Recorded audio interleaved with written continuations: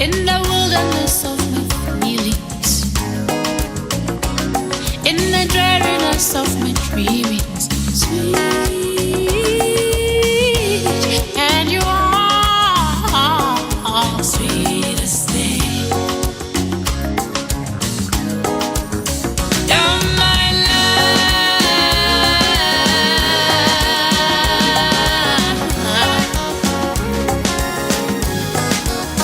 You're my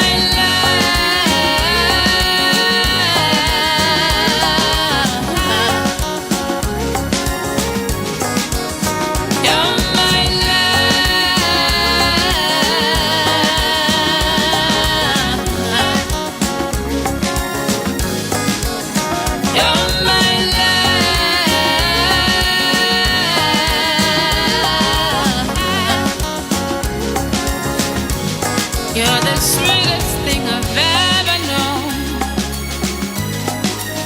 Sweetest thing, sweetest thing. In the dreariness of my feelings, in the emptiness of my dreams, sweetest thing.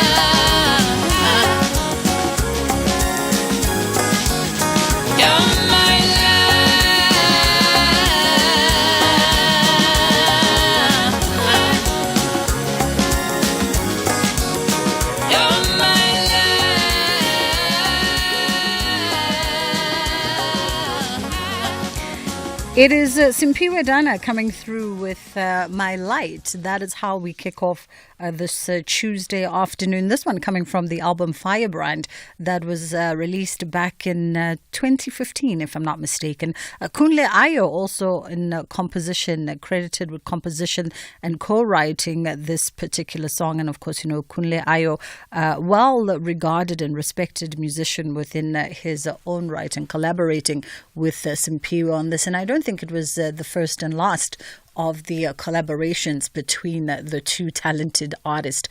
It's just gone 10 past 1 o'clock on The Full Circle with myself, Bridget Masinga, on SAFM, leading the conversation. And of course, there's a lot on the table today. We're looking at this conversation around demanding of immediate action to protect the health and futures of young people from what is quoted as being the deceptive practices of big food. And we're going to be catching up with an activist in that space around that conversation. Also coming up today on Stages, Pages, Screens and More, we're catching up with IDC Gallery, and we're talking around the exhibition Different Pathways, which is bringing together a diverse array of art, art and artists. And we've got a two-parter for Stages, Pages, Screens and More today. We're also going to be looking at this interesting exhibition called The Baddies of Isandlwana. And of course, if you do know the historical context of Isandlwana, it should be interesting to unpack this with multidisciplinary artist Desiree, who's behind this exhibition. On the other side of two, It is Tuesday after all, so we focus on things of health and wellness. And dietitians are warning of the hidden dangers of convenience food. And this possibly tying into our first conversation of today as well, because we know convenience food oftentimes translates to overly processed fast foods, which is a big problem when it comes to the general health of society. So we'll have that conversation on the other side of two. We're also going to be looking at how to keep your skin healthy this winter, and we're going to be catching up with an aesthetics doctor in as far as that conversation is concerned. But lots more coming up on the other side of two, and I'll tell you about it a little bit closer to each conversation. 086 0002032 is the number that you can call us on if you want to go live on the show, or 061-410-4107 is our WhatsApp line if you'd like to send through a WhatsApp voice note. In fact, we encourage you to send a WhatsApp voice note. We like to hear the sound of your voice, and also we like to understand from your own perspective. We don't like to assume we know what your tone was or what you intended. So we always encourage you to send us a voice note. And it's quicker than typing sometimes. 061-410-4107 is that WhatsApp line. Let's take a quick pause and then we'll be right back. Bridget Masinga on SAFM.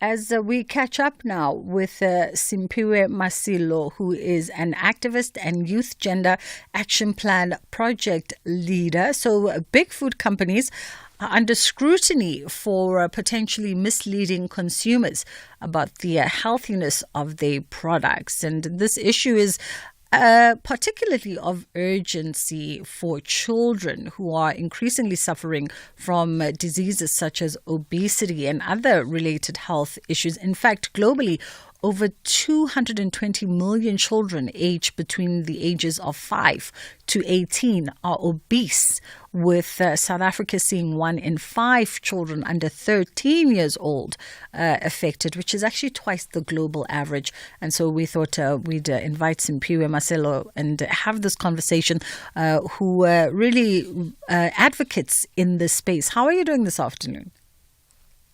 Thank you. How are you doing? I'm great, thank you. Thank you so much for taking the time. I mean, these are serious numbers that globally over 220 million children aged 5 to 18 are obese, with South Africa seeing 1 in 5 children under 13 years of age being diagnosed with obesity. And that makes it twice the global average. Yeah. It's especially scary, and especially as a young person myself who's in this space and who has younger siblings, watching how big food marketing companies are essentially attacking us and forcing us into these high obesity rates, and then at the end of the day not taking accountability for what they're doing. And considering the importance of this conversation and this kind of awareness, in recent years, I know even on this show, we've had a plethora of conversations just in the last 12 months around some of the issues. What are the most pressing issues in as far as this conversation is concerned? Currently, for young people, 2 of the most pressing issues is, number one, how big food companies are marketing non-nutritional foods, or at least essentially lying to us about the nutritional value of food, and this then impacting how parents are purchasing food for children and what they're feeding the children. The second thing that's really pertinent to us is the government regulation, the R337 labeling regulation, which was open for commentary in 2023 and still to this day has not been passed. And the reason why we're pushing for the expedition of this particular policy is because we believe that this is what will protect young kids from the big food marketing companies. Now, Simphiwe, educate us a little bit. When you say that we are an R337 market, what does that mean? So it's the R333 front of package labeling regulation, which essentially at the moment is sitting in the draft in the South African Ministry of Health. And essentially what this particular policy is asking for is for the big marketing companies, when they are putting out their foods, the front of package labeling that is on their foods, for it to specifically say what exactly is in their food and whether or not this particular food is of nutritional value. So in the same way that cigarette companies are forced to put on the front of the cigarette boxes that this is unhealthy or this produces cancer, we're asking for big food marketing to do the exact same thing with their front of package labeling through this draft regulation. I see. Now, and it's a good thing that you bring out the big sort of cigarette conglomerates, right? And we saw some really strong actions been taken in this regard about 2 decades ago by our Department of Health. And I wonder if we are to use that as a case study juxtaposed to the food sector, would this kind of action see a change in consumer behavior, a change in, sort of consumption habits as well? Are there case studies to speak, for instance, in industries where this kind of regulation has been implemented, like the cigarette industry, to say there was a significant change in how people engage product? That's what we're hoping for. And if we look at countries such as Mexico, where they have implemented stronger regulations on their food advertising and marketing, we see that this actually does work and it actually does help. I mean, even with the cigarette case, we've seen how people have decreased their purchasing of cigarettes because they understand the health risks that comes with it. And we're hoping that with this sort of in-your-face front of package labeling, that people are able to understand the risks that come with buying non-nutritional food or buying foods that they believe would help them in any way. So simple example is something like a quick snack bar that a lot of us as students believe that will give us the energy or the go or the energy drink. So even your 2-minute noodles, where we're told that with this certain amount of portion of it, you're going to get the energy and the nutrition that you need, which isn't true when you actually go and turn the back of the package and you read the instructions that are there. But no one's going to read the finer print at the back, which is why we're demanding for this particular regulation to get out of draft and to be implemented so that it is in people's faces, so that we can actually decrease that level of obesity. I mean, whilst we're still sort of, using different case studies of what worked and what might not have worked. The other thing that, as we have our conversation, that's glaring to me is, for instance, there was an almost collaborative policy shifts within the cigarette sector. So on the one hand, you had the labeling and the packaging that had to happen. You had the restrictions in as far as who could be sold cigarettes. Certain age groups can't buy cigarettes over the counter. And then in tandem, you also had heavy restrictions on the marketing aspect as to how cigarettes could be marketed and in which spaces they could be marketing. And that speaks to me about 3 things working in tandem for consumer education and not just consumer education. So should we be seeing the same kind of action in the food industry? Because it's one thing to sort of put a policy in place around labeling, but if you don't have any kind of consumer awareness and education, then people don't really know, the information that you've put in front of that sugary substance, what it actually means in practice. Oh, no, definitely. So in us trying to demand for this policy to be drafted, to get out of the draft, we've also we're at the moment of writing a youth policy statement. And what we urge for in this youth policy statement is for the way that marketing is done around food companies to also be regulated.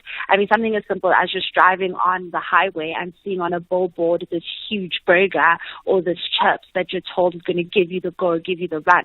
That needs to change, and that also needs to be marketed differently. As a young person who's frequently on social media, being consistently flooded with these images of what's supposed to be healthy for me or what's supposed to be good for me, or in other cases supposed to give me a good lifestyle by purchasing it, that does definitely need to change. It's definitely, I think, an interesting conversation and up against some really big fish. But the positive is that there seems to be a consciousness, not just in South Africa, but globally, around this kind of conscientizing and of course, of life-changing action. Yes, there is. So currently we're working with organizations such as Chew on This, Healer.org, and from the United Kingdom, we're also working with organizations such as Fight Back, and in South Africa we have an organization called Fix My Food, which is part of a conglomerate of UNICEF organizations of Fix My Food. Lovely. What do we then do, Simpiwe? I mean, in the interim, whilst one is waiting for policy to be changed and then, of course, policy to then be implemented and people to be held accountable, because this is not something that would happen just overnight. In the meantime, what is to happen on the ground? What kind of education or advocacy is to be rolled out for consumers to be aware? So currently, Chew on This is running a series that speaks specifically to this topic. And episode 2 of this series is a panelist of young people, including myself. And Chew on This is working with Healer.org, which is HEALA.org, which is where people can find this YouTube series. And on top of that, signing the petition to help expedite this process. So through watching the series, that's educating yourself, signing the petition, that's trying to help. More than that, South Africa has a lot of food vendors who actually sell fruits and veggies. Supporting your local food vendors is one of the best ways that keeps you healthy and also keeps the economy running. Oh, no, absolutely. And staggering is obviously, we were saying at the beginning of our conversation, just the amount of children in South Africa that are diagnosed obese below the age of 13. I mean, being double the global average, which already indicates that we clearly have a problem with just the food that we eat, the kinds of foods that we eat as a society. And that speaks to perhaps an even broader societal conversation. It really does. So speaking onto that, on episode 2 on Healer.org, one of the panelists makes mention of the fact that a lot of South Africans find themselves being loyal to certain food companies or franchises, which is why they stick to that food. It's easier for them, for the family on Friday night, to just buy from this particular franchise instead of trying to buy from your local vendor, cooking a meal from scratch. And even the issue of poverty and how when people are located in certain areas of South Africa and are impoverished, it's easier for them to have access to non-nutritional food as opposed to your healthier foods. And this is something that we also need to change and speaks to that larger problem that we see within South Africa as well. I mean, majority of the statistics of kids who are obese, you'll find that they come from a lot of impoverished places. I mean, a very interesting conversation. What are we doing around social media? Because here you'll say that, these strategies that are deployed by these big food conglomerates are amplified on social media. And the marketing in those spaces is even more pervasive. It's even, less regulated than other sectors. And we know the influence that social media now has on our social choices. So around social media is a lot more trickier, but then it also speaks to the way marketing is done. So going back to the youth statement that's written by the Fix My Food organization on trying to change how South Africa regulates the marketing of this, including social media on this. Another interesting thing is within the Chew on This episode, there's a little clip of a young farmer in KZN who uses social media to market herself and to market the plates that she's selling of fruits and veggies, and even though like whole grain chicken that she sells as well. Let me ask you this, Simpiwe, as we wrap up our conversation, in your sort of engagements and dialogues, as activists in this space, obviously sitting in rooms that we are not privy to with some of the stakeholders that you're trying to hold to task, what has been the general attitude from big food industries around this conversation? Is there a willingness on their part to do things differently, to be a bit more responsible to their customer base? So what we found with a lot of big food companies is that they're not genuinely willing to take accountability for their actions. It's always a twisting of the narrative of, sure, we've marketed it, but you still made that choice as a consumer to buy it without taking accountability to the fact that you still have marketed in a way that has, in my subconscious, told me that I need this and that this will provide me with the nutrition that I value. There's very limited accountability that comes from big food companies, which makes it harder for us to try and go and spearhead against them. Like you said, these are big fishes that we're trying to fry. Absolutely. Listen, I thoroughly believe that the power is in the consumer's pocket, and the more we have these kinds of conversations, the more this kind of information is brought to each household. It has that rippling effect. Everyone tell one and each one teach one. And eventually you just start making different choices at the till. Definitely 1,000%, which is also why we're pushing for it to be bold and in your face. And if we're talking about the literacy rates in South Africa, it then goes in favor of big marketing companies because they understand that no one's going to fully comprehend the jargon that they use at the back of the packaging. So if it's in your front, it's a simple picture. You know that if you see a black triangle, that this is not going to be a healthy food for you. Absolutely. Simpiwe Masilo, always a pleasure. Simpiwe is an activist and youth gender action plan project lead. It's just a few shakes of a second to go before the 1:30 news that's coming through. Headline news, not the news. Headline news coming through at 1:30.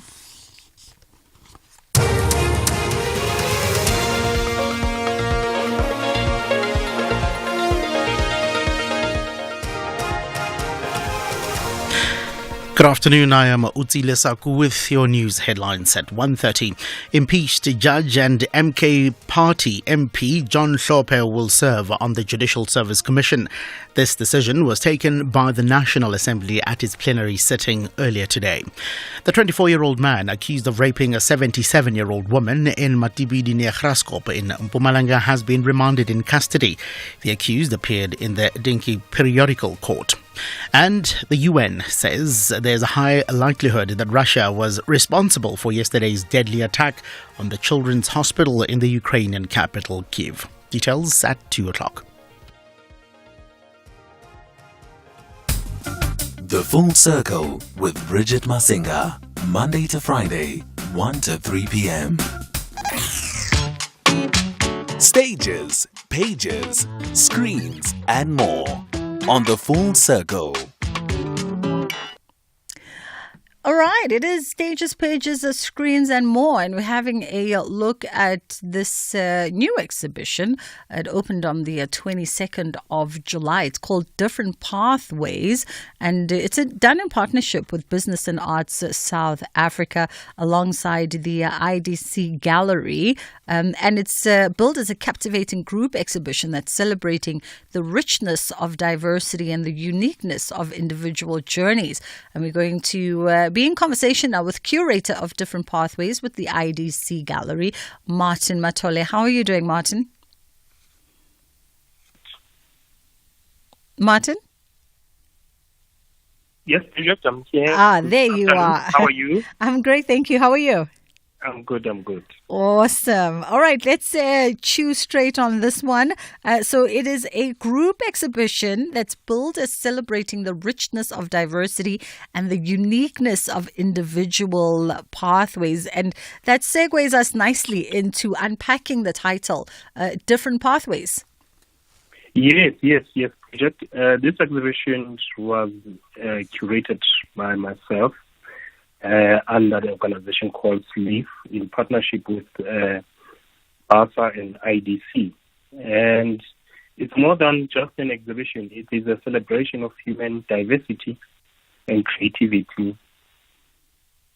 Talk to us also about the highlights. You say that the exhibition seeks to highlight the beauty of divergent pathways. Talk to us a bit more about that. Yes, I mean, the artists themselves, they have a different pathways that they've traveled since their career, and they want to give their narrative of how their journey has been through their career of being an artist. And this includes all different artists, all 14 artists who have participated in this particular exhibition. and they tell the different story of their journey. And mind you, certain story they might relate to any individual who might pop in their gallery and have its own experience, and only to find that he can resonate with a certain story that the artist tried to narrate. Are there any common themes that arose as you went about selecting and putting together this exhibition from the 14 artists? The artists themselves have to, because when the exhibition being put together, the different pathways came first, and they were mentored by Ben Nzusha, who is their mentor, and they've put all this artwork that is currently showing, and they then collaborated in one theme, which is a different pathway. All right. So there were no sort of social or political themes that perhaps the 14 works kind of spoke to, whether, issues of migration, issues of finding home, or any of the sort? Well, the artists themselves will explain different of their journey in particular medium of work that they've chosen, and you will find certain storylines in line with that, and it's nice when you are at the exhibition and experience it. I mean, on the 21st, on the 19th of this month, when we're closing, we'll be having a master class and a close out of a walkabout about the exhibition itself. And by way of the significance of the partnership with BASA, talk us through that. Through BASA, the IDC has contracted BASA to handle the gallery logistics and facilitate showcasing all South African emerging artists in South Africa across 9 provinces.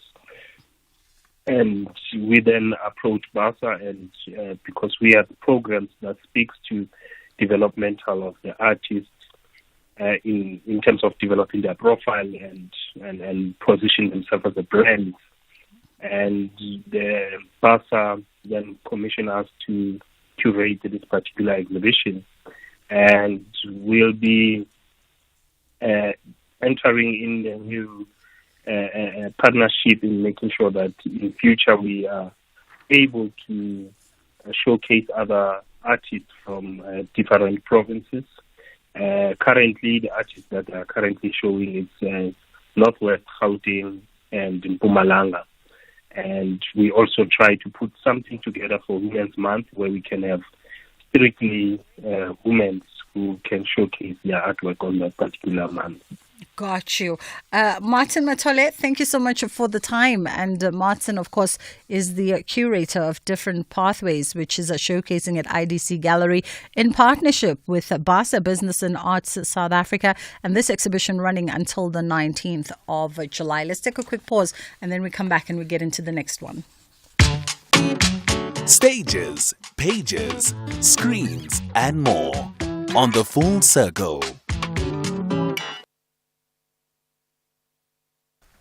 All right, as we get into our next stages, pages, screens, and more with Desire Maria, who is joining us in conversation. Desire being a multidisciplinary artist focused on music and visual arts. How are you doing this afternoon? Very well. How are you, Bridget? I'm great. Thank you. Thank you so much for taking our call. I mean, firstly, I think the first thing that jumps out at anybody is the title of this body of work that's being presented, The Baddies of Isandlwana. Let's unpack that for a moment.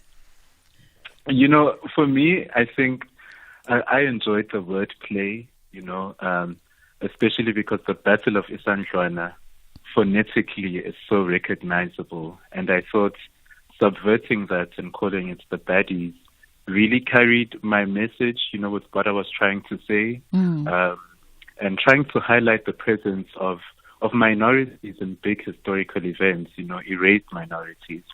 And I mean, it's provocative, right? And it's cheeky in a sense. And I get the intention that that is exactly what you had intended, considering also the kind of work that's been presented under this banner. Yes.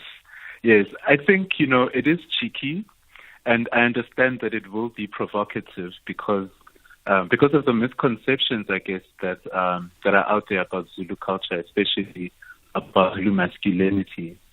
So I think, but the tone is always cheeky with me because I don't think, it's a serious topic, erasure and discrimination, but I think the actual reality of queer people existing is something that is beautiful and fun. Yeah. Let's go through sort of this journey with you, because from what I understand, with this series of paintings, you are looking at the Black queer identity and reimagining it within what you say the ancient and pre-colonial landscapes of the Zulu people. Yes. Talk to us more about that. Bridget, for me, it was really important, to kind of find myself in history as a Black queer Zulu man, and I struggle a lot because there isn't an extensive history, that is available about our past. And I think sometimes the same way that we want to imagine the future is the same way we need to imagine the past, because we have to do it with conviction and say that whether there's proof or not, whether it is documented or not, we did exist because we have existed since the beginning of time. And I think that is what I wanted to convey in this work. And it's really inspired just by the role that I see a lot of queer people play in their families. And these are roles that sometimes are demarcated, for specific gender expressions or gender roles. But I see queer people partaking in this and the progression of their families. And I think central to any battle in history has been the Black family. And, therefore I saw that connection between, queer existence now and resistance back then. And I really wanted us to see ourselves in history, to know that, we have been people who are worthy and people who have changed, the course of humanity before, and we can still do that now. Desire, let's take a quick pause for an ad break, and then we'll come back on the other side and continue our conversation. There's been no electricity for a week because my neighbours overloaded the transformer with their illegal connection. My daughter can't study at night because my neighbour blew our transformer by bridging his meter. My neighbours have been buying electricity from illegal vendors and using it carelessly. We live amongst them and allow them to vandalize vital electricity infrastructure. We need to stop that. Report illegal connections to Eskom on 0800 112722 or the SAPS. Save your transformer. Save lives. What is Ushuni, you say? Ushuni has a musical gift and can transform a song. Ushuni can fuse folk music with a popular urban beat or tune. Ushuni can take us on a beautiful musical journey. Ushuni way to Gelo. Join us in unearthing South Africa's next folk music star. 40 talented contestants from around South Africa competing for the ultimate grand prize of 500,000 Rand cash and a recording deal. Angeke basikhone with Ushuni Womhlaba, starting 7 July, Sundays at 6 p.m. only on SABC1.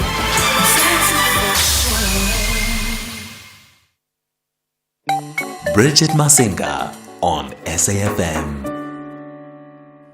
The inaugural Standard Bank Business and Commercial Banking Conference is going to be taking place from the 10th to the 12th of July in Cape Town under the theme Africa Unlocked, Unlocking Africa's Growth. And of course, you can tune into the Full Circle with myself, Bridget Masinga, and the National Pulse with Ashraf Gada to get insights from the conference.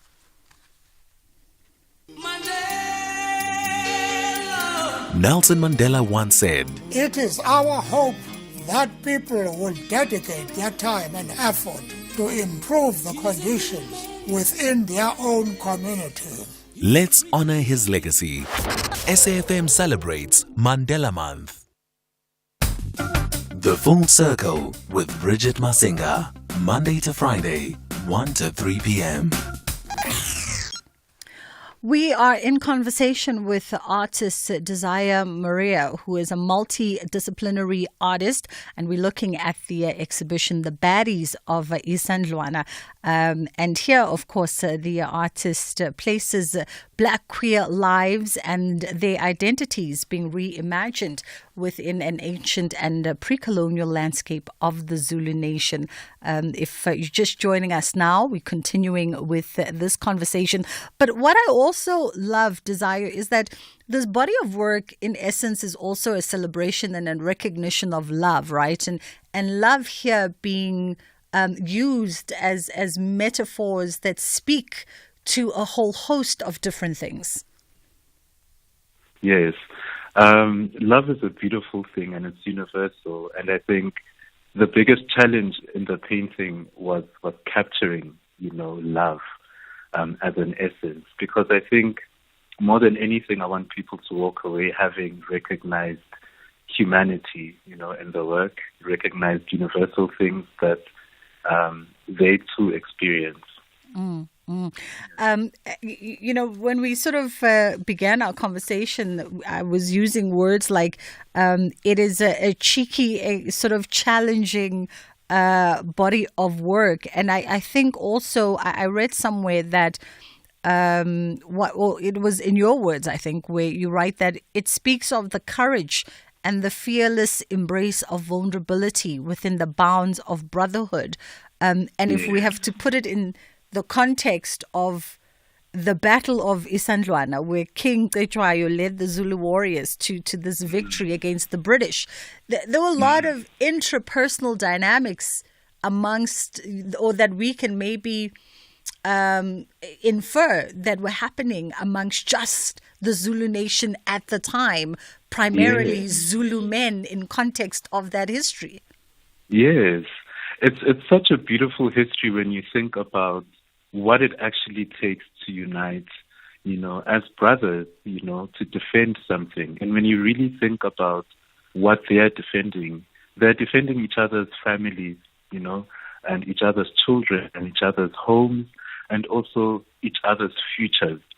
And they're on the front lines, and Udlamini on the side could die, but and I could die too, but I will die knowing that at least my brother, and his family can have a black future that is empowered and that is true to who we are as people.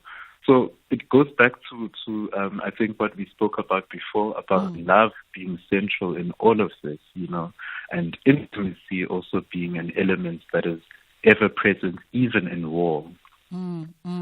I think there's so much for people to take away from your work, and even myself just recently being introduced to it. But what I also sort of I think I can appreciate is how your work ties in to this generation's stories and this generation's placement in history. When I look at yourself and I look at artists like Sir Zanele Muholi, and I look at people like Atipatra Ruga, people who are challenging blackness in very many ways, and blackness also within the context of identity, within the context of gender roles, within how we see ourselves and ultimately how we move in the world.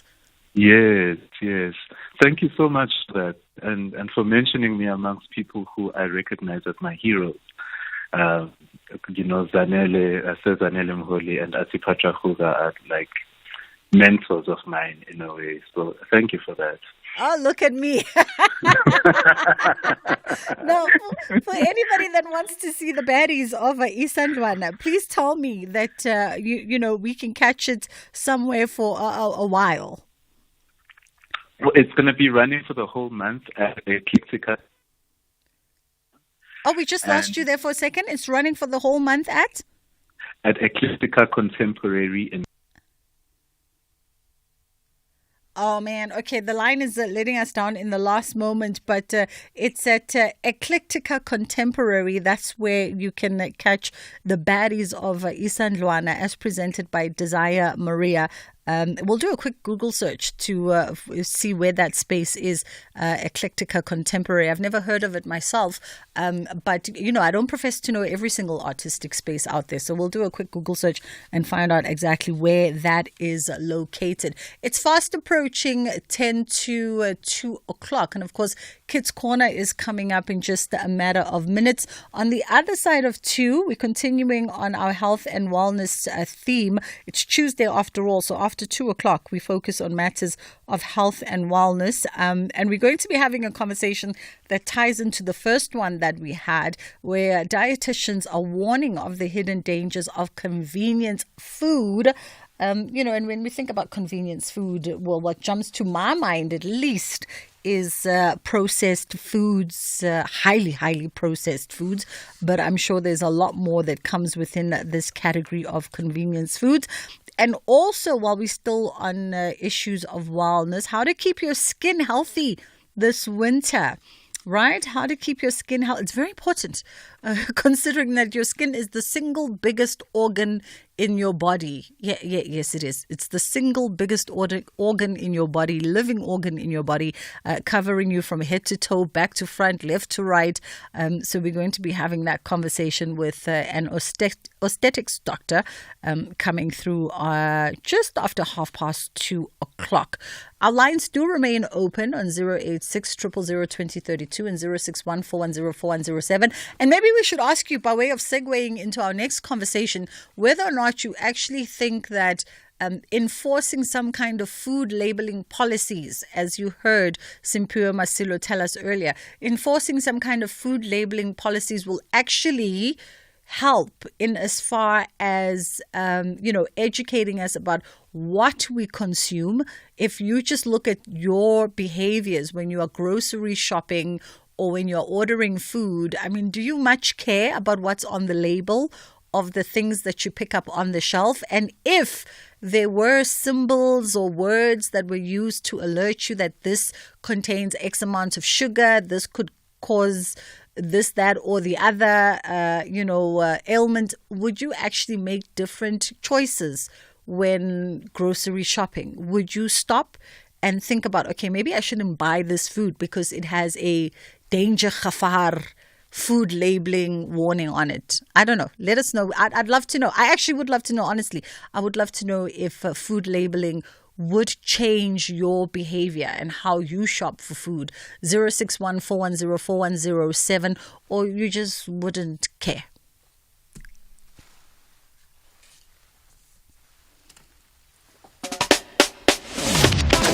Bridget Masinga on SAFM.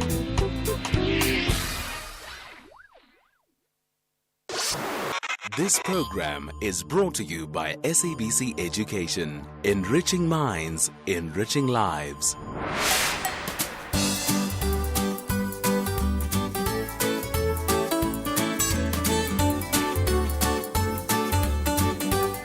Hello, my name is Dembele Madam, 11 years old, I'm in grade 5. The most important quality to have is good manners. Yes, I do have that quality. To have good manners is important because people love kids who have good manners. With that quality, you know how to respect other people. If you don't have that quality, people won't like you. Yes, it does matter to have good manners when you make friends, because you can't make a friend who does not respect.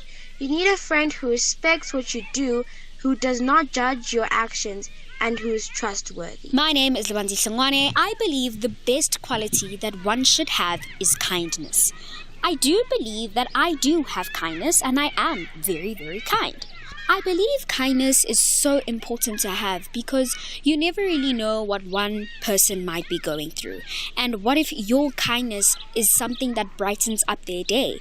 What if your kindness is something that gets them through?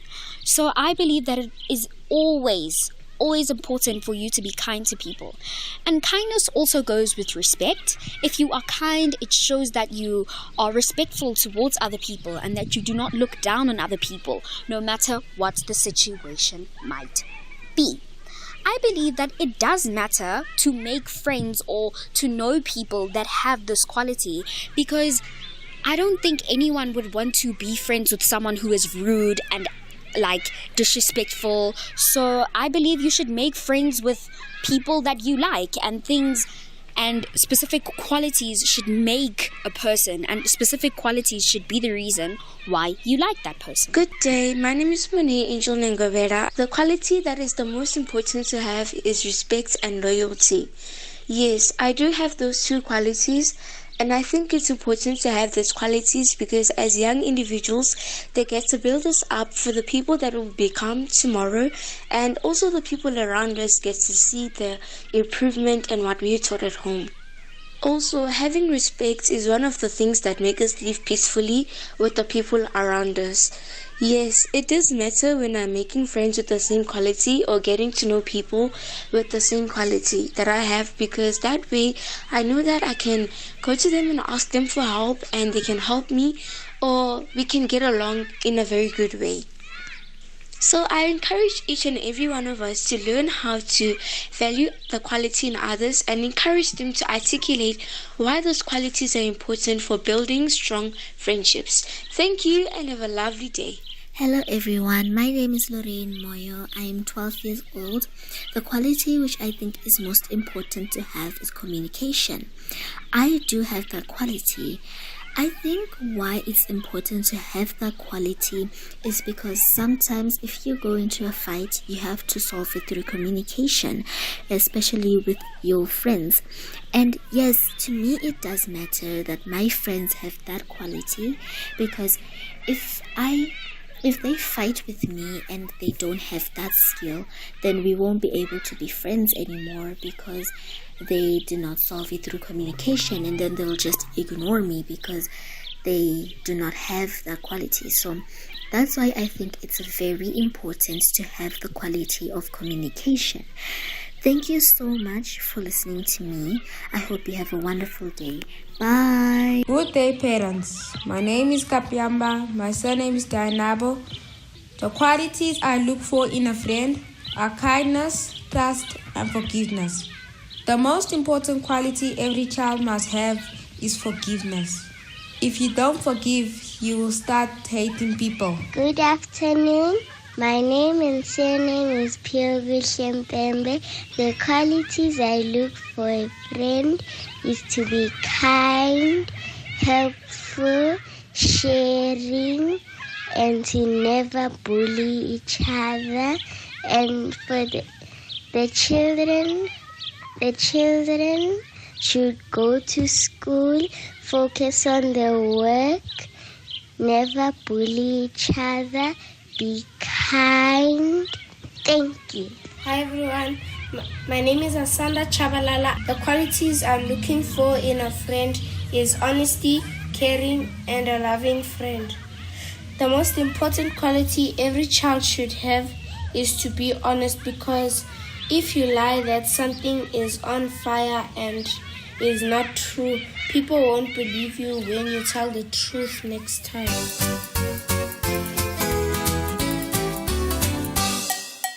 Hello friends!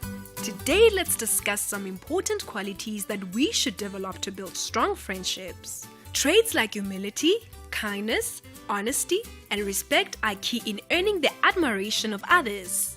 Kindness involves helping others, sharing, and offering a smile which brings joy and appreciation. Honesty means always telling the truth, keeping promises, and fostering trust and security. Respect is about treating others as you wish to be treated, such as listening attentively and being polite. When selecting friends, seek out those who possess qualities you admire like kindness, honesty, and respect. A kind friend will share and play nicely, making you feel happy and cared for. And an honest friend will be truthful and keep your secrets safe, earning your trust. A respectful friend will listen and treat you well, making you feel valued. These qualities contribute to comfortable and joyful friendships at school or home. Embodying these qualities and seeking them in friends helps establish enduring bonds. Kindness fosters a positive and cheerful atmosphere, while honesty builds trust, a crucial element in any strong relationship. Respect ensures that everyone feels appreciated and understood, minimizing conflicts. Problem solving and mutual support becomes easier among friends. Good qualities make life more enjoyable and less lonely. Friends with these traits will share laughter, experiences, and sometimes challenges. They are approachable and ready to comfort you in tough times and celebrate with you in happy moments. Friendships teach you about cooperation, empathy, and understanding. Surrounding yourself with friends who are kind, honest, respectful, and embodying those qualities yourself will help you create a strong support system and lasting happiness.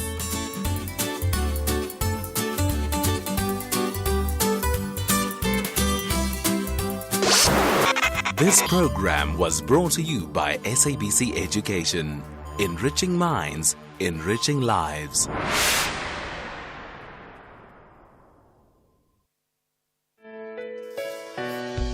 Nelson Mandela once said, It is in your hands to create a better world for all who live in it. SAFM urges you to identify those in need around you and to do what you can to make a difference to them. Tata Mandela went further to say, what counts in life is not the mere fact that we have lived. It is what difference we have made to the lives of others that will determine the significance of the life we led.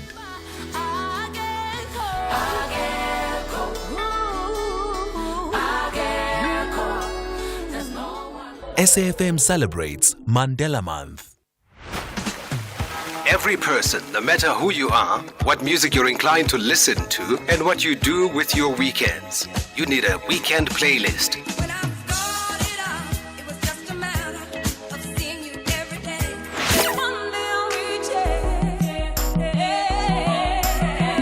It's that musical mix of music that accompanies the lazy weekends, whether catching up with friends and family or just taking some time to reflect.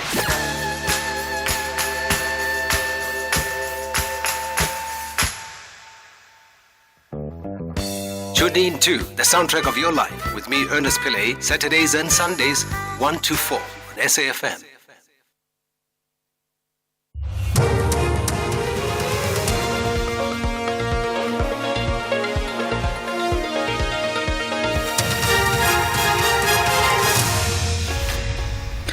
Top stories at 2 o'clock. 2 Western Cape passes closed due to snow, and Hlophe to serve on the Judicial Service Commission. Good afternoon, I am Utsile Saku. The Gedo and Transberg passes near Ceres in the Boland of the Western Cape have been closed to traffic due to heavy snowfalls. The Western Cape Department of Infrastructure has urged road users who want to see the snow to respect road closures. The department says road closures are also in place in the Overberg District Municipality, West Coast and the Garden Route District Municipality at the Swartberg Pass. They have warned that because snow is uncommon in South Africa, especially in urban areas, drivers may not be accustomed to driving in snow and on icy or hail-covered roads, which can be very slippery. Impeached judge and MK Party MP John Hlophe will serve on the Judicial Service Commission. This decision was taken by the National Assembly at its plenary sitting earlier today. Hlophe was nominated to serve on the JSC by his party. It's the prerogative of the parties to nominate their representatives to serve on various bodies. The DA, Freedom Front Plus and ACDP registered their objections. The MK Chief Whip, Sihle Ngubane, criticised any attempt to keep Hlophe from serving on the commission. The legal qualification and judicial experience of members such as Dr. Hlophe are a shoe fit for a body such as the JSC. The attempt to erode the will of the people by dictating to the MKP which of its preferred candidates are to be designated to the JSC is constitutionally repulsive. The 24-year-old man accused of raping a 77-year-old woman in Matibidi near Graskop in Mpumalanga has been remanded in custody. The accused appeared in the Dinky Periodical Court.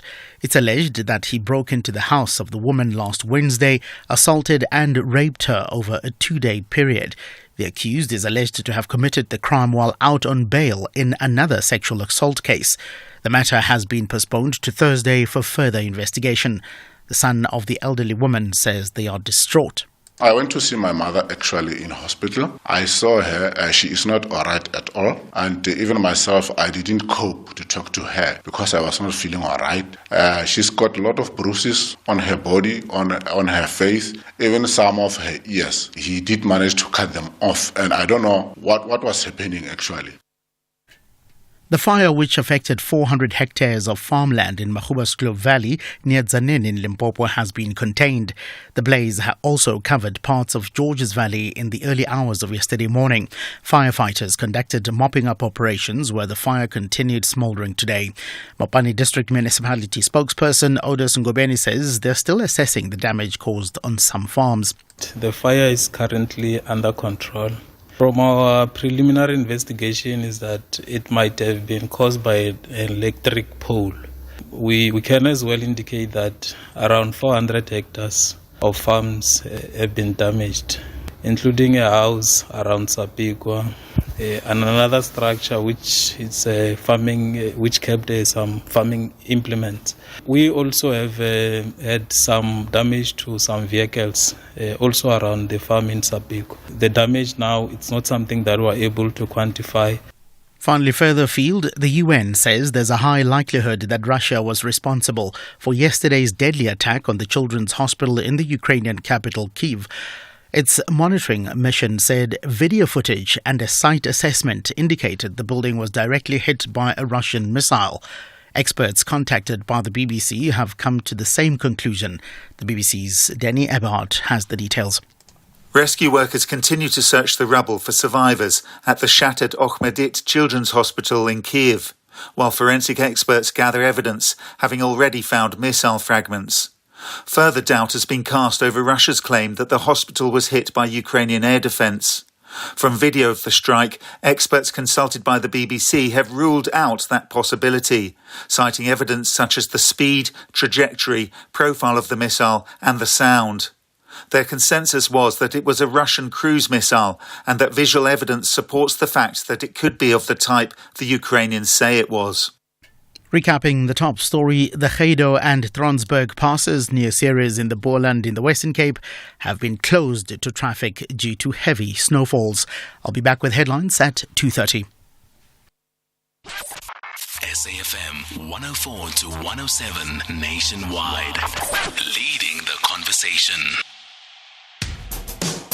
SAFM has signed a code of conduct that is enforced by the Broadcasting Complaints Commission of South Africa. Under the code, we are committed to giving news that is accurate, comment that is fair, and programming that is not harmful, does not amount to hate speech, or contain violence or explicit sex. If you think we are not living up to that code, then you can inform the Broadcasting Complaints Commission of South Africa. Direct any complaints in writing to the Broadcasting Complaints Commission of South Africa. PO Box 142365. Craig Hall 2024. Fax to 011-326-3198 or an email to bccsa@nabsa.co.za. For more information, please visit www.bccsa.co.za.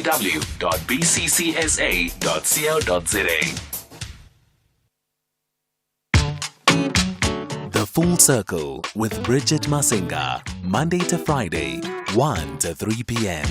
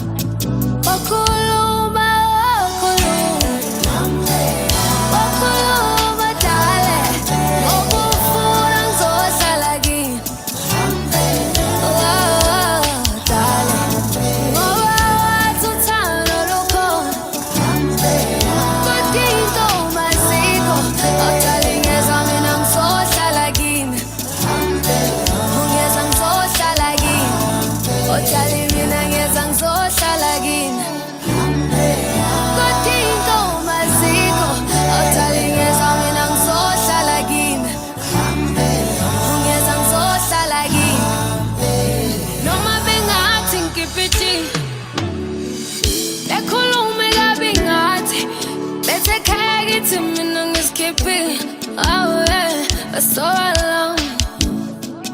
When I hamba kwanu ngaziyadu awambu yasebenza khona uzobuya ubuxhumane nomalungu bathekayo inkunzi omkhulukuthi wena ukhonza bobhulungu omalume bathike ngesiphukuphuku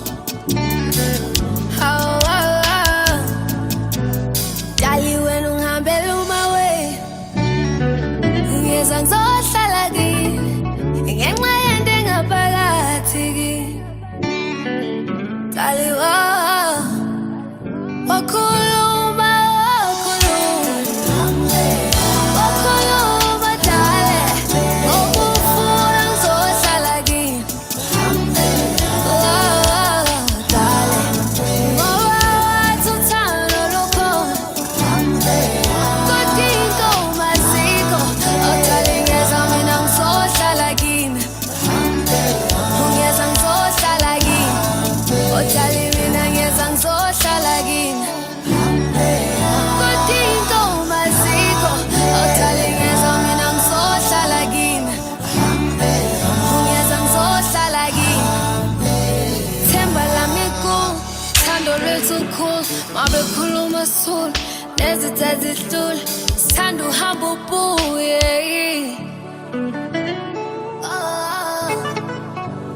bathi uzoduka nezwe kanjani andibiza umaweni khona zonginika ubeka mina ngedaba dali wena ungihambela umawe ngiyeza ngizohlala kini ngenxa yento engaphakathi kini dali wakhuluma dale ngokufuna ngizohlala kini dale ngoba wathi uthando lukhona kodinga umasiko odale ngeza mina ngizohlala kini ungeza ngizohlala kini odale mina ngeza ngizohlala kini kodinga umasiko odale ngeza mina ngizohlala kini ungeza ngizohlala kini odale mina ngeza ngizohlala kini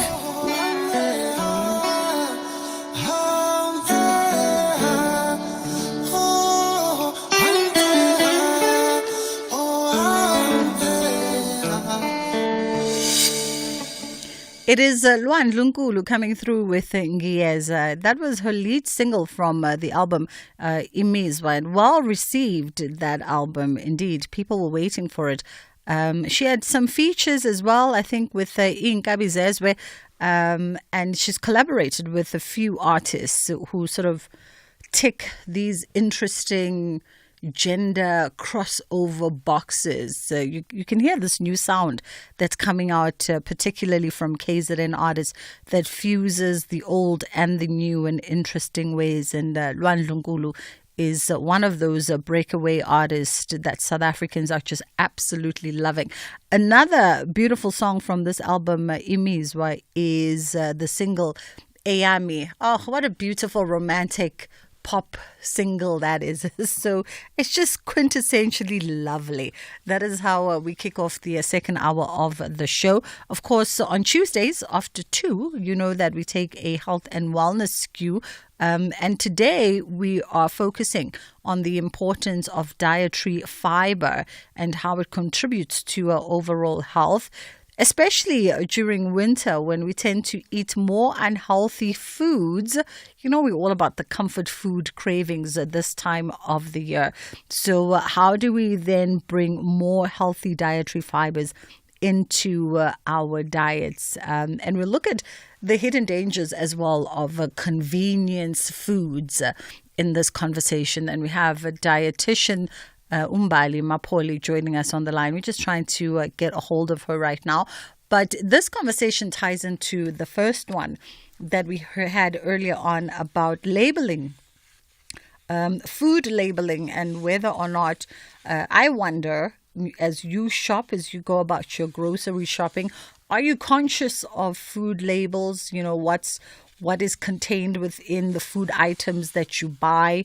Would you care if there were some kind of labels in the front of packaging that helped you identify foods that maybe weren't as healthy or as good for you, or that had high levels of saturated fats and overly processed sugars?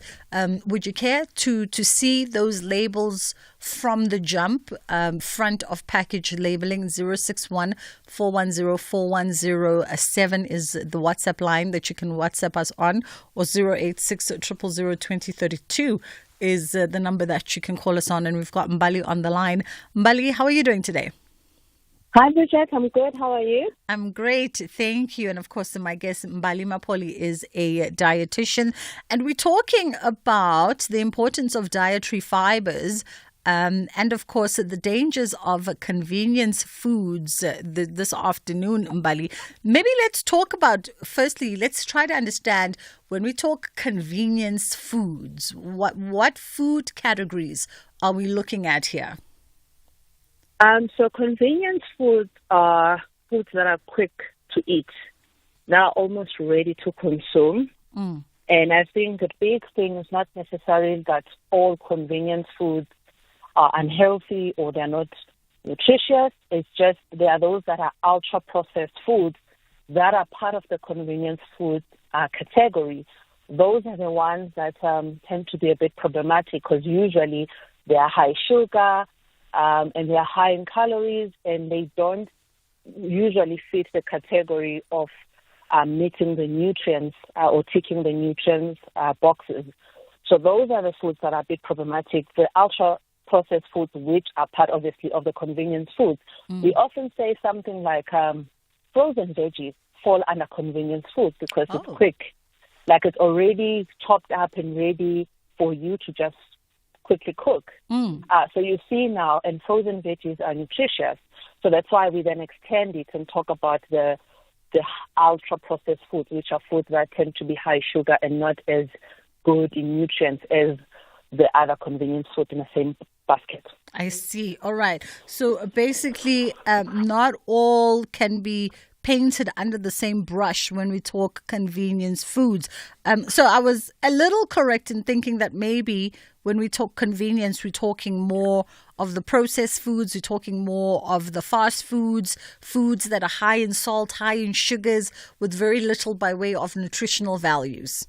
You are very right. And I think in a time where we are very, living in very busy, hustle and bustle times, convenience foods, in a sense of if they are nourishing and if they've got the nutrients, can be part of the solution into getting people to eat somewhat healthy foods quickly. But you were very right to say it's then the category of those ultra-processed foods or fast foods that are packed in salt and saturated fat and sugar and high in calories. And considering, at the beginning of the show, we were having a conversation with Simpiwe Masilo, who is an activist and working towards getting legislation passed for food labeling.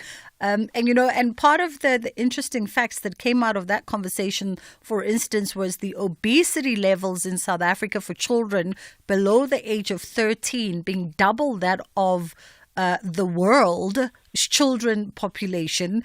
And that's scary, but it also speaks to our relationships with convenience foods and things that we don't think about, how even the socio-economic situations in the country dictate food choices in the homes.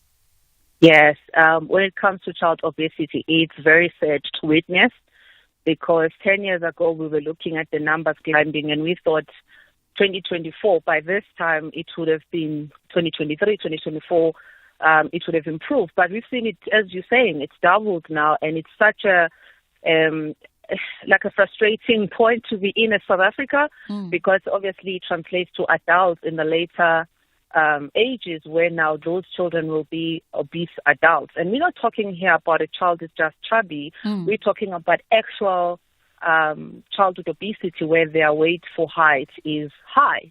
And we link it a lot to obviously the types of foods that they tend to consume, and exposure to those foods come a lot with the use of screen, like your TVs, your phones, and there's a lot of marketing pushing these ultra-processed foods, these fast foods, and in turn somewhat affects the relationship that kids have with food. Because they see the easy access and the quickness of those foods, they think that because it's quick, I need to have this burger or something like that. And then in turn, it becomes difficult for caregivers and parents to really control that. So it lies a lot also in the marketing of such foods, and they are made to be much more appealing than a good old broccoli, which is set in the shelf. So that's a challenge that we are facing. And childhood obesity does not necessarily only, I guess, affect, obviously we know that the chronic diseases of lifestyle become an issue, but also just self-esteem and body image issues start to rise in those children that from a very young age they are automatically labeled as obese. Absolutely. So it is a huge challenge in South Africa, yeah. I want to pause here quickly to take a quick break, and then we'll come back on the other side and we'll continue exploring this conversation. And we'll also get into the importance of dietary fiber as a food source. So let's take a quick pause. It's just gone 20 past 2 o'clock on The Full Circle with myself, Bridget Masinga. The world's best cooking show is coming to S3. MasterChef South Africa Season 5. You'll meet 20 talented home cooks from around Mzansi, noma uphumaphi, and no matter your favorite dish. See if the chefs can handle the heat in the kitchen in a race to be crowned MasterChef South Africa. Starts Saturday 13 July at 7:30 p.m. on S3 Channel 193. MasterChef South Africa, proudly sponsored by Pick n Pay. Yeah, we can do this. It's been a long time coming. This deserves to grow. It's a great business. If they don't like it, someone else will. And fund me so I can expand. Maybe I can offer them shares. I need to retain equity for staff. It's going to be good for recruitment. Yeah. Possible begins with that one great idea. When Telkom enables entrepreneurs to make their ingenuity a reality, we grow local economies. Telkom. Possible begins here. The inaugural Standard Bank Business and Commercial Banking Conference will take place from 10 to 12 July 2024 in Cape Town under the theme Africa Unlocked, Unlocking Africa's Growth. Tune in to The Full Circle with Bridget Masinga and The National Pulse with Ashraf Garda to get insights from the conference. SAFM, leading the conversations that move us. Search Standard Bank Business and Commercial Banking. Standard Bank is an authorized FSP and registered credit provider. The Full Circle with Bridget Masinga, Monday to Friday, 1 to 3 p.m. We're in conversation with dietitian Mbali Mapoli, and we're talking around the dangers of convenience foods and, of course, focusing on the importance of dietary fiber and how it contributes to overall health. And I want to talk about that. Why is dietary fiber so important? And let's look at the main health benefits that it provides, because oftentimes, Mbali, when I talk to professionals like yourself, it's hard to break people's habits. And so what I found is the running theme around health professionals is rather let's get people then overcompensating in the healthier practices while we try and break them of the unhealthy habits. Yes, that's true. Even on the dietary interventions that I do, instead of focusing on foods to avoid, I emphasize on foods to include. And somewhat that seems to work. Then you're not shocking people by saying, stop. You're saying, okay, we know that it is going to be important, but let's rather focus on what can you do more of instead of just saying avoid. So, yeah. That's very true. And dietary fiber, let's talk about what is fiber, for instance, because even in my ripe old, age, I've only in recent years gotten a good grip of what is good dietary fiber. Yeah. So dietary fiber is the parts of what we eat that are not digested, so they are left undigested. And there are three sort of like, if I were just to summarize in quickly, there are three types of fiber. It's soluble fiber, the ones that bind the stool, the one that when you mix with water, it swells up. So think sorghum, amabele, things oats, because when you mix with fluid, it swells up and absorbs that fluid. So that's binding fiber. It helps a lot when there's diarrhea involved as well. Then there is roughage, which is insoluble fiber. This is a type of fiber that helps a lot with stool bulking. So just creating that volume of the stool to make sure that it moves down the colon and make sure that we're passing the stool quite easily. That is the roughage. So think the skin of the fruit, normally a skin of an apple, the outside is roughage, but the inside of an apple is soluble fiber. And then there is prebiotic fiber. So prebiotic fiber is a specific type of fiber that probiotics, which are good bacteria that live in our gut, prefer as food. So then the prebiotic fiber is directly food for the good bacteria in our gut. So when it comes to then what is the role of dietary fiber is that on these three that I've mentioned, we already know that it's bulking the stool, it's binding the stool, but also it's directly food to the good bacteria, which in turn, health benefits-wise, help with the prevention of chronic diseases of lifestyle, diabetes. When we consume something that is high sugar, but has also fiber. Fiber helps slow down the absorption of the glucose in that food item. And then we speak also of the role of fiber in immunity, because 70% of our immune system cells, they sit in the gut and they thrive off fiber. So by us making sure that we're getting enough dietary fiber, and at the end of the day, as much as I've said there are three different types, most South Africans don't consume enough anyway. So it's not necessarily about saying, oh, am I getting enough roughage? Am I getting enough soluble fiber? I think the big start is just for you to get enough dietary fiber. That's important for immunity, important for mental health. There is an actual connection between our gut and our brain. And if you consume enough fiber, you're making these good bacteria thrive, and that helps a lot with our mental health, skin health as well, and also just nutrient absorption. If we don't consume enough fiber, it affects us on how we absorb nutrients and vitamins and minerals. So eating enough fiber helps with that. Usually for male, we say minimum of 25 grams of fiber up to 38 grams of fiber a day. And then for female, we say 25 grams of fiber to about 30 grams of fiber a day. And I know it sounds like, okay, how do I know what I'm getting from which food? Yeah. I usually say by just eating plenty of your vegetables, fruits and whole grains like your legumes, your beans, your lentils and chickpeas, and prioritizing those in your diet, and adding more nuts, adding actual seeds as well, whether it's your chia seeds, your flax seeds, adding avocado, just a varied diet like that, you are somewhat meeting your fiber needs.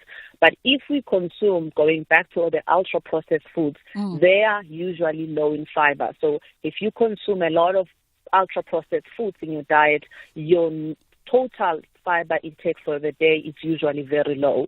So that's why it's important to strike that, nice combination and variation, that as much as ultra-processed foods in controlled quantities can be included, but we prioritize this varied diet that has more total dietary fiber. Then you are able to meet your fiber needs for the day like that. Yeah.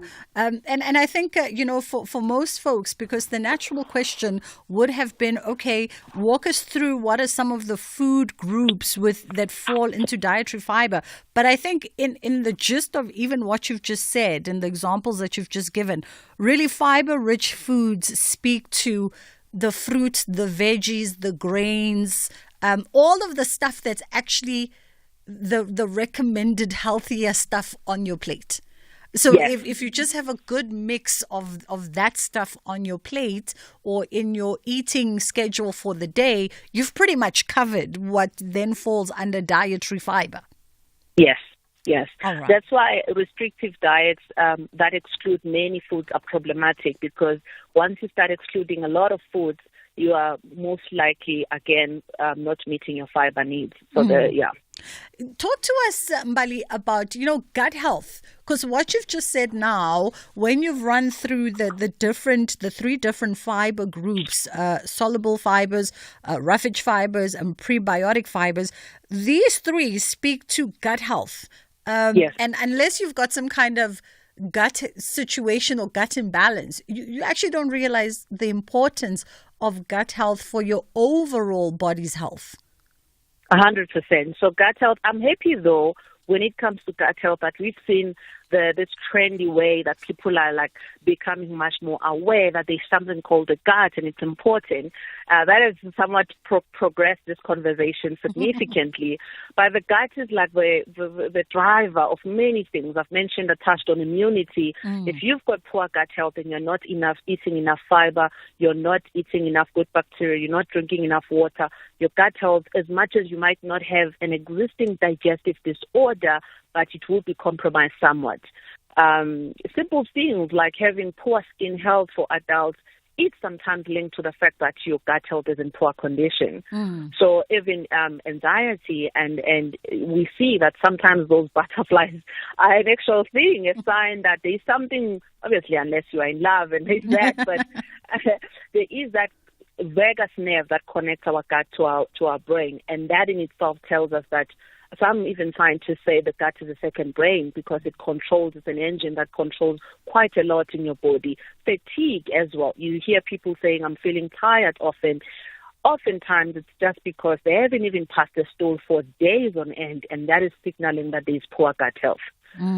So those are the things. And constipation, where you're not passing stool, or when you pass stool it's a bit hard, it's a sign that something is going on in your gut and you need to attend to it. Sometimes it's as simple as introducing fiber slowly, increasing your water or your hydration, and becoming much more active, those sort of things. But sometimes you might find that over time, because of your poor intake of fiber and other contributing factors, it's even colon cancer. But if we don't attend to it early, we'd never know. So if there's a sign of discomfort happening in your gut, attend to it and see, what am I doing wrong? What's the problem? So that long-term, there's no long-term complications.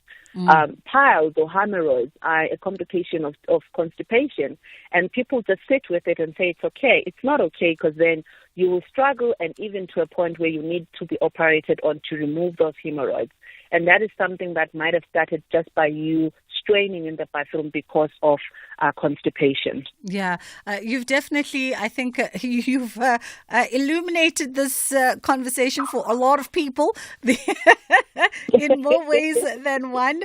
But we have to wrap it there today. Mbali Mapoli, thank you so much for sharing some really important information with us. And Mbali is a dietitian. You heard it from her lips. Make sure that you get the required amounts of your dietary fiber that speaks to your overall gut health. Let's stay away from the convenience foods. Let's try and be a little bit more health conscious, and really watch how your things move, because it is your body's telltale sign of whether or not things are moving correctly and they're in balance or not. Otisile is standing by with the news.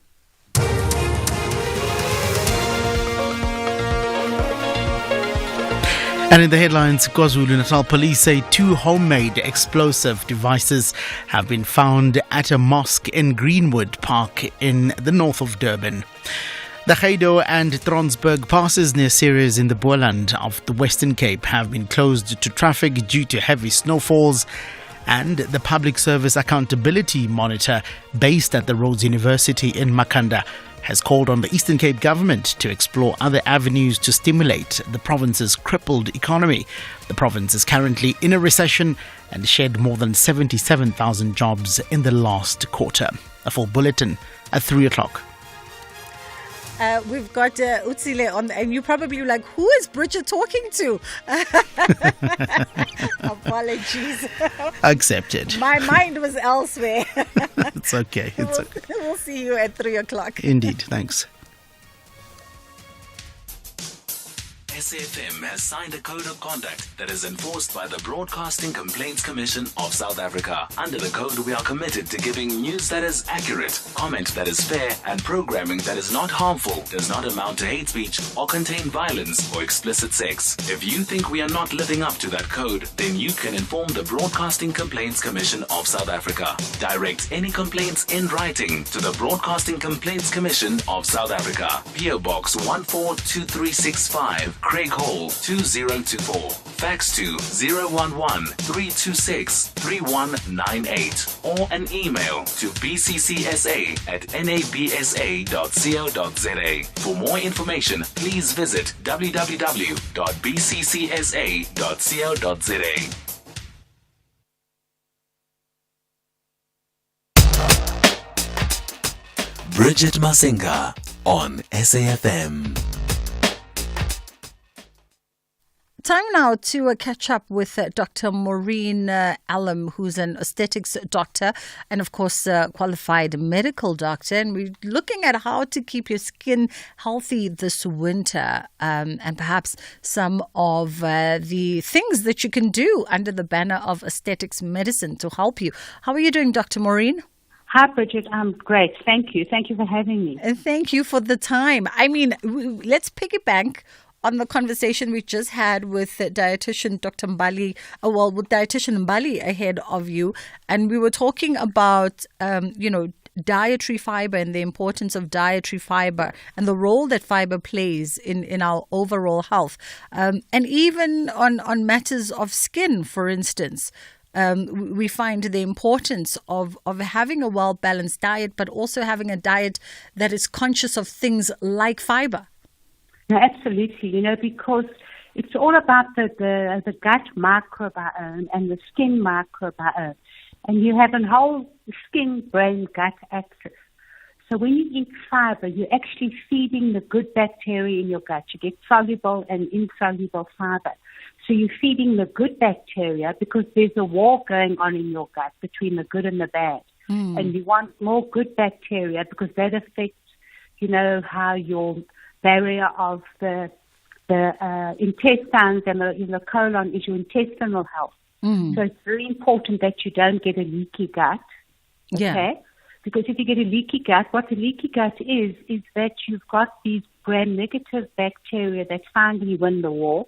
And in their bacteria cell walls, they've got these little pieces, it's called lipopolysaccharides, that irritate the gut lining, break down the junctions, the tight junctions between the cells, because there's only a layer of cells between you and what you eat. Yeah. And then these lipopolysaccharides leak into your system, and they go everywhere. They go into the skin. They sit in the endothelial, the lining of your arteries, and they cause havoc, and it causes inflammation. And then, so these lipopolysaccharides sit in your skin, and then something triggers them. Like I always tell my patients, your genes load the gun, and how you live your life pulls the trigger.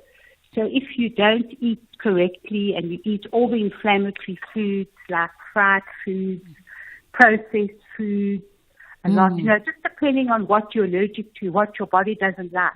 Yeah. Dairy. Normally it's the casein in the dairy that people with acne, very often they find that if they, eliminate dairy in their diet, their acne improves. So it's quite incredible how the whole skin-brain-gut axis works. That's why fiber is so important. Absolutely. I alluded earlier on at the beginning of our show that as a build-up to our conversation, we often forget as well that the skin in itself is a living organ, the largest living organ on your being.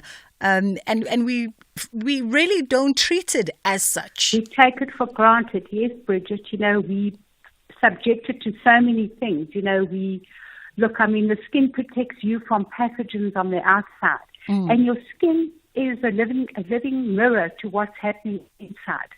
Like very often if you develop psoriasis or, so it comes on the skin, it shows on the skin. Acne, rosacea, hormonal pigmentation, it's telling you there's something wrong with your engine, which is inside. And you have to fix the cause of these skin conditions, not just try to put it out on the surface with topicals and look, they all help. The lasers help. All the treatments for acne and melasma help, but you have to stop producing what's causing it, causing the acne. And that's where lifestyle is so important. And so that's... Yes. That's why when you come to, to skin renewal, where we have clinics all over South Africa, we actually get to the root cause. We ask you about your lifestyle because that is the foundation of anti-aging, how you live your life. And then we worry about injectables and topicals and in-clinic treatments, blah, blah, blah. Yeah. But we always refer back to our pillars of health. And we've got the pillars of health, the foundation of health, would you believe it, is sleep. Because if you don't get proper restorative sleep, all your pillars that stand on this foundation start collapsing, whether it's insulin, whether it's gut problems, once again, gut problems, estrogen, liver detoxification, inflammation, stress management, all depends on, how well you sleep at night, believe it or not. Whether you go to bed early enough to get that deep restorative sleep, and whether you are actually getting deep restorative sleep. And very often people, older people, as they get older, and even young people, they snore and they think this is a joke, but it's not a joke. There's actually something wrong. You could be not getting enough oxygen during the night, from sleep apnea, and then everything just starts crumbling. Let's also talk, Dr. Maureen, and I think, as the founder of Skin Renewal, we talk a lot about skin aesthetics, we explore skin aesthetics, and I think important to the conversation, as you've just alluded, is that when we talk healthy skin, it's not just about the aesthetics treatments, but it's a holistic approach that helps to improve and get you that outer, exterior, summer glow. Absolutely, yeah. So in winter, it's the way we treat our skin in winter, because very often we've got fires burning inside, or, the air conditioning on with heat and these heaters that produce a lot of dry heat, and that drives the ambient air out, and then you're going to struggle with dry, sensitive skin. And, we're taking all these hot showers, which doesn't do well for our skin. You have to do, take a very short 5-minute warm shower, not a very hot shower, because that dries the skin out. And then we have to keep hydrated, obviously, drink enough water so that we hydrate from the inside.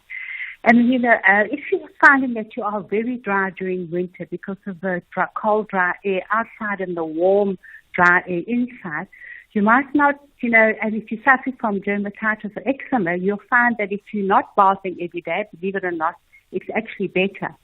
And then, so maybe bath 3 times a week, not every day, especially if you're struggling with dry, cracked skin. And then as you get out the bath, don't dry yourself with a rough towel, and don't use a face cloth and a loofah, because that's just going to make things worse. And as you get out the shower, the bath, within 1 minute, you have to put like a lubricating, a cream or an emollient, like, Vaseline on. Yeah.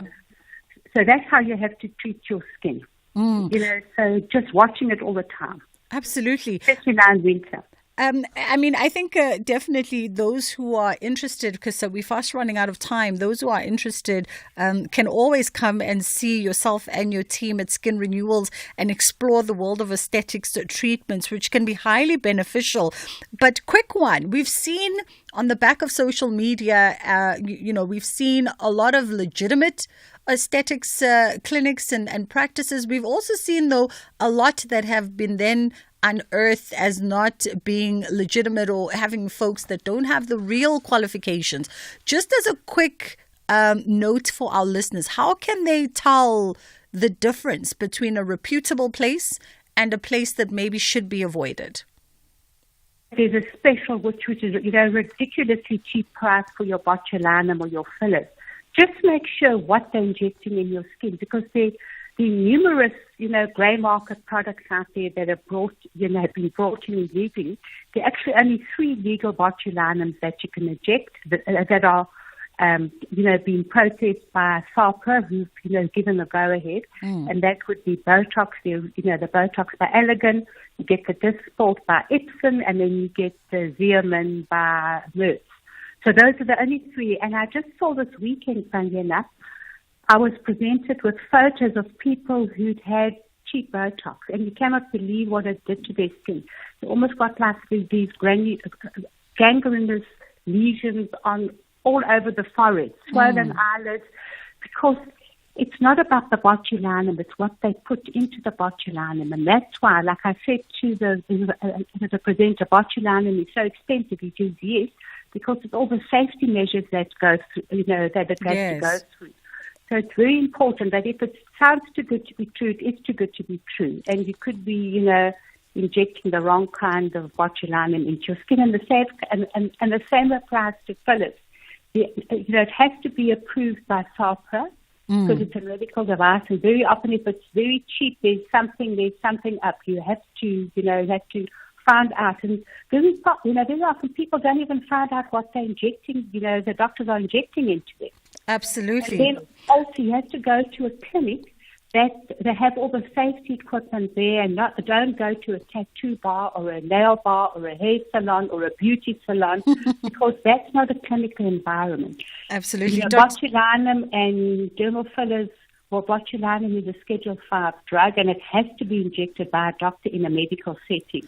Dr. Maureen, we have to wrap it there for this afternoon, unfortunately, but I'm sure we'll have another opportunity to catch up and get some more advice. That was Dr. Maureen Allam, who is a founder of Skin Renewal, one of the biggest aesthetics clinic practices in the country, and of course a medical director and a medical doctor in her own right. We've just gone, it's fast approaching 2:45. Let's catch up quickly with Ashraf and see what's coming up today on the National Pulse. And then we'll come back and we'll have a look at our last conversation. Get ready for an exciting show. Believe it, family. It's a big day for 25K. In this brand new show, join us as we follow couples across South Africa on their journey to create their dream wedding for only 25K. Our biggest hope is that everything fits in the budget of 25K. There were many things that we had to do in 3 days' time. We'll share in their disappointment. It's also stress. Somebody let me down early this morning. It's a really expensive trip. I don't know how we're going to afford to fly this trip. And celebrate their triumphs. I always dreamed of this day, but ke sa tsebe hore na e tlo phethahala jwang. Thank you to everyone that made this day. A big day for 25K starts the 9th of June, Sunday, 7:30 p.m. only on SABC2. Chomi, I just hope I get auto-assess this year so I can just accept. You're so lazy. Remember, not everyone gets the auto-assessment notice. I know, but I'm ready. I've got my e-filing password sorted, I've updated my details, and my IRP5 is ready. Make tax matters priority by updating your personal and banking details and expect your auto-assessment notice from 1 to 14 July. If you disagree with your auto-assessment, file your return via e-filing. If you don't receive a notice, visit e-filing to submit your tax return from 15 July 2024. Visit sars.gov.za for more information. Your tax matters. SARS, at your service. The inaugural Standard Bank Business and Commercial Banking Conference will take place from 10 to 12 July 2024 in Cape Town under the theme Africa Unlocked, Unlocking Africa's Growth. Tune in to The Full Circle with Bridget Masinga and The National Pulse with Ashraf Garda to get insights from the conference. SAFM, leading the conversations that move us. Search Standard Bank Business and Commercial Banking. Standard Bank is an authorized FSP and registered credit provider. You're listening to Bridget Masinga on SAFM. Yes, by way of a reminder on the back of that commercial that we are going to be in Cape Town on Thursday, both myself and Ashraf coming to you live from that Standard Bank Business Conference that's happening in Cape Town. Praying for good weather too. Doesn't look like we're going to get any kind of decent weather by the time we get there. Well, I'm hoping that the people from Cape Town listening will at least provide an umbrella when I get to the airport. I mean, is the umbrella going to work given the winds in Cape Town? You know, when you've got nothing, you settle for an umbrella. Like, what do? I must just remember my ankle weights because true story, the winds in Cape Town always blow me over. Yes, of course. We get some weights like bricks. I literally need weights. What's coming up today? Well, I mean, you probably know Saddam Marke. I mean, everybody knows him as the super fan. And, you know, super fan is in the news because we're going to chat about that because Gayton McKenzie, you know him. Yeah. I saw your invite for him to come and talk to you on your show. He's wanting to pull the plug on these super fans and divert the money elsewhere. So what does all that mean for these super sports fans who travel around the world? He's making a lot of doing what you and I do on at Twitter. home. Absolutely. Yeah. So we'll talk about that. There's been implications of a change in the policy from Britain to sending refugees to Rwanda because of the government change there, which is very, very interesting. There's been the story of this Durban bomb blast, or bomb rather, not blast, found at a mosque in Durban North. And we will talk about that. We'll also talk about the appointments for the Judicial Services Commission. And there's question marks about John Sloper and a couple of others. So we'll relate to that. And need I say more? I think that's it for now. We'll talk more. Maybe Durban 3 years later from those riots. We'll talk about that too. Oh yes, because July we're reflecting 3 years later. Yeah. Yes, some of those stories still. I mean, I saw clips today of Mam Kaula, the EFF MP who people called at the height of those riots to enter some of the scenes in Phoenix. And it just breaks my heart when she recounts what she saw. I mean, she not testified, but gave her evidence for the Human Rights Commission at the time.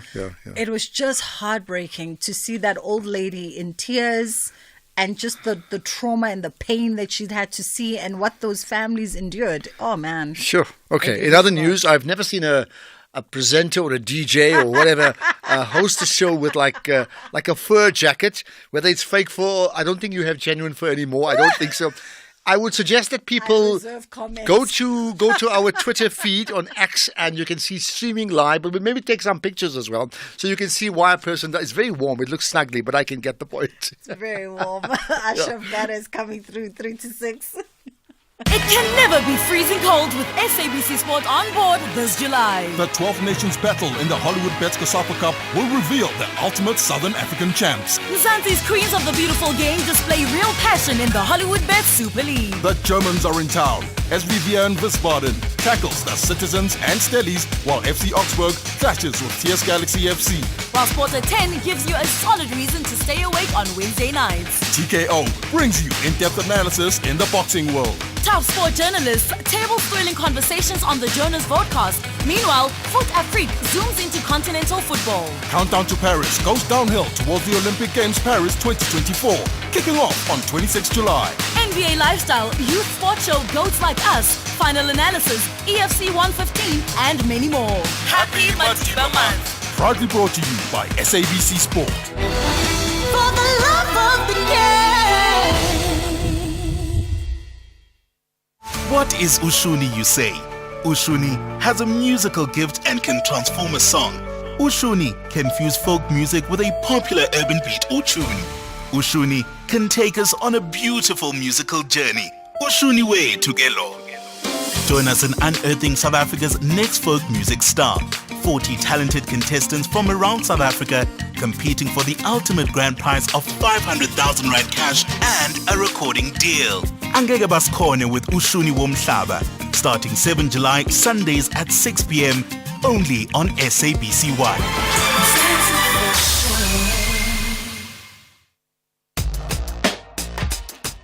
Bridget Masinga on SAFM. The inaugural Standard Bank Business and Commercial Banking Conference is going to take place from the 10th until the 12th of July in Cape Town under the theme Africa Unlocked, Unlocking Africa's Growth. And you can tune into the Full Circle with myself, Bridget Masinga, as well as the National Pulse with Ashraf Gada to get insights from the conference. Bridget Masinga on SAFM.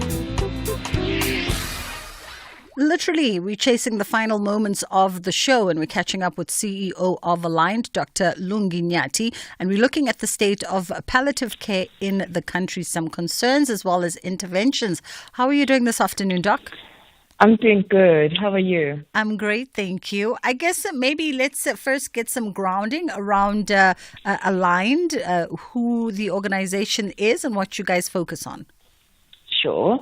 We are a value-based care organization, and what we intend to do is fix or solve, should I say, complex healthcare problems in South Africa, and we do that in a way that tries to make sure that all the sides of the triangle really are taken care of. So what it is that patients need, what it is that providers need, and what it is that funders need. Normally, most problems require all of those things to be thought about. And the way the system typically gets set up is that either providers win at the detriment of patients, or the funders win at the detriment of both patients and providers. And so we've spent time figuring out how to do that, especially in palliative care. Yeah. Now, what are the key barriers that are preventing the expansion of palliative care services, particularly in SA? Firstly, is just the understanding of palliative care. Many people don't even know what palliative care is and what it does. Secondly, in the private sector, part of the problem is that not all the medical schemes fund palliative care in a structured way. Some schemes will give access to nursing. Some schemes will give access to some consultations with social workers, but to be able to actually offer a person who is towards the end of their lives a full ability to live really a quality life all the way to the end, one needs to think about it systematically. And then the third thing is that there are not enough palliative care doctors in South Africa. And then lastly, in the public sector, there generally isn't a lot of access to palliative care in most provinces. Let's rewind then to, especially for the purposes of this conversation, let's rewind to your first point, the fact that not a lot of people understand when we refer to palliative care, in essence, what are we talking about? So people that have advanced disease or called serious illness, for example, patients that have cancer and it's no longer curable, at that point, palliative care is necessary because the healthcare system can no longer cure you, but you still have healthcare needs. And so we provide all those for those healthcare needs. Other than cancer, there are some advanced diseases like chronic kidney disease, where your kidneys are no longer functioning, chronic lung disease, where your lungs are no longer functioning well, and you need assistance, but it isn't curative in nature, and the question is who can guide you through your journey. So we guide the patient, we guide the family, we offer pain management, support, social worker care, and help the family to plan and manage your care all the way to the end. Given some of the barriers you spoke of, not enough hospitals, not enough doctors, limited medical scheme services, when we look at just the upcoming healthcare reforms, some already been signed in, some being tabled, do you envision any sort of progressive way forward, strategizing around how do we meet palliative care needs? How do we overcome some of these legacy challenges? So, the one thing is that the Department of Health and legislation does already intend for palliative care to be covered as a primary care service. The current legislation envisages that primary care is what will be covered primarily. So there should not be a reason why palliative care isn't covered. However, it all depends. So in the private sector, depending on the nature of relationship that the NHI Fund intends to have with medical schemes, existing medical scheme members may no longer be able to access palliative care in the way that they're currently doing. So that might be a risk. On the other hand, the NHI Fund intends to purchase healthcare services from both the public and the private sector. So in theory, for all of South Africa, they could purchase palliative care from existing private healthcare providers, which are what we have, and then potentially reframe the way they currently do public service for the rest of South Africa. So potentially there's a potential that it continues. It just depends on the way it's implemented. And I don't want to run out of time in our last 2 minutes. I know you've got some current initiatives that you are engaged in through Aligned that bridge the gap in palliative care. Talk us through some of those. So firstly, I suppose one of the most exciting ones is that we have a full program that's been costed, that's understood, and we can help the expansion of palliative care to provinces and 2 medical schemes that are interested in it. So there's that. Also for patients that are already in need of palliative care, we have teams that we set up. Many of them are nurse-based, with a palliative care doctor able to oversee the care, especially in the more rural areas. In the more urban areas, normally even the doctor can come into the home to provide the services. And it's been costed. And for private sector scheme patients, they can actually just ask their scheme what the access is to them, and we can then get in touch with them. All right. And I guess as we literally have a minute, with the work that you do with Aligned, how have you guys navigated some of these complexities, and of course the strategies that you think are more effective when it comes to accommodating so many things that need to be considered in palliative care? We spent a lot of time designing the program, and then we partnered extensively. We partnered, for example, with PALPAC, which is the Palliative Care Association. We worked together with them. We've got a deep relationship with them. We've partnered with the example of HASA, which is the Hospital Association. They are doing podcasts on palliative care just to disseminate more information. We're partnering with some NGOs and some hospitals. So we've partnered a lot to ensure that all of the needs are considered. But the key is design. We spent a lot of time designing. Dr. Lungi, thank you so for the time and for your patience in this conversation that I think would have needed more time for us to ventilate, but perhaps we'll visit it again down the line. That was Dr. Lungi Nyati, CEO of Aligned. That is how we wrap it up on our end on this fine Tuesday. I'm going to make way now for Ashraf to come through 3 until 6 o'clock. From myself and my team, we will see you tomorrow. Inshallah, God willing, we do it again.